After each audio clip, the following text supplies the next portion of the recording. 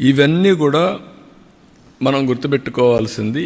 ఒక లీడర్ కానీ కరెక్ట్గా ప్లాన్ చేస్తే ఏం జరుగుతుందో ఇది ఒక ఎగ్జాంపుల్స్. ఇవన్నీ నేను అందుకే చాలాసార్లు చెప్పాను, భారతదేశానికి రైట్ టైంలో రైట్ లీడర్ నరేంద్ర మోడీజీ.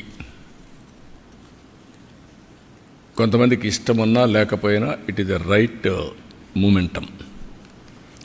అలాంటి లీడర్షిప్ని ఇప్పుడు ఢిల్లీ కూడా ప్రజలు మళ్ళీ ఓట్లేసి గెలిపించారు. ఈ ప్రాసెస్ ఏంటని మన ప్రజలందరూ అర్థం చేసుకోవాల్సింది. కొంతమంది కరప్షన్లో ఇన్వాల్వ్ అవుతారు. ఆటోమేటిక్గా 5 ఏళ్ళలో ఉన్నారు, కొంతమంది 10 ఏళ్ళలో పోతున్నారు, కొంతమంది లాంగ్ టర్మ్లో కూడా ఉంటున్నారు, కానీ నష్టపోతున్నారు. కొంతమంది సంక్షేమం ఇస్తున్నామని బటన్ నొక్కడం, సంక్షేమ కార్యక్రమాలు ఇస్తున్నామని చెప్పి మాయమాటలు చెప్పడం, దెన్ కరప్షన్ చేయడం.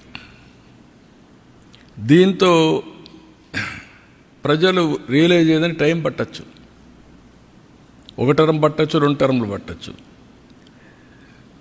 దెన్ ఎక్కడికక్కడికి ఈ పొలిటికల్ పొల్యూషన్ చేస్తూ వస్తున్నారు. ఎవరైనా మాట్లాడితే ఎదురుదాడి చేయడం, వాళ్ళని అరెస్టులు చేయడం, లేకుంటే వాళ్ళ మీద ఒత్తిడి పెంచడం, సోషల్ మీడియాలో అవమానం చేయడం, ఒక పొల్యూషన్, ఇష్టానుసారంగా మాట్లాడడం, గర్వంతో మాట్లాడడం, హంబుల్నెస్ లేకుండా పోవడం, ఇవన్నీ వచ్చే పరిస్థితికి వచ్చింది. కానీ పర్ఫార్మెన్స్ మాత్రం లేదు. దానికి 2 ఉదాహరణలు ఏపీ అండ్ ఢిల్లీ. సిమిలారిటీస్ కూడా ఉన్నాయి. ఆ రోజు Delhi model of education, what is that model? నేను బాగా చదువు చెప్పిస్తున్నా, ఓకే. హైయర్ ఎడ్యుకేషన్ ఉందా? లేదు. ఆ తర్వాత కాలేజీలు ఉన్నాయా? లేవు. తర్వాత ఉద్యోగాలు ఉన్నాయా? లేవు. రెండోది మహిళా హాస్పిటల్స్, హెల్త్. ఇంటికి నేను మందులు పంపిస్తున్నా, ఓకే, బాగానే ఉంది. సూపర్ స్పెషాలిటీ హాస్పిటల్ ఉందా? లేదు. ఇవన్నీ చేసిన తర్వాత నీళ్లు ఇచ్చే పరిస్థితులు లేరు. డ్రైనేజ్, డ్రింకింగ్ వాటర్ కలిసిపోయే పరిస్థితి వచ్చింది.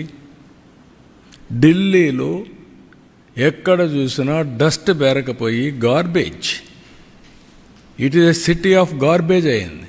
మెయిన్ రోడ్లో ఎవరన్నా విఐపీస్ వస్తే, అంబాసిడర్స్ వస్తే, కంట్రీ హెడ్స్ వస్తే మెయిన్ రోడ్లో గార్బేజ్ ఉండే పరిస్థితికి వచ్చింది. ఏమన్నా టోటలీ పొల్యూషన్.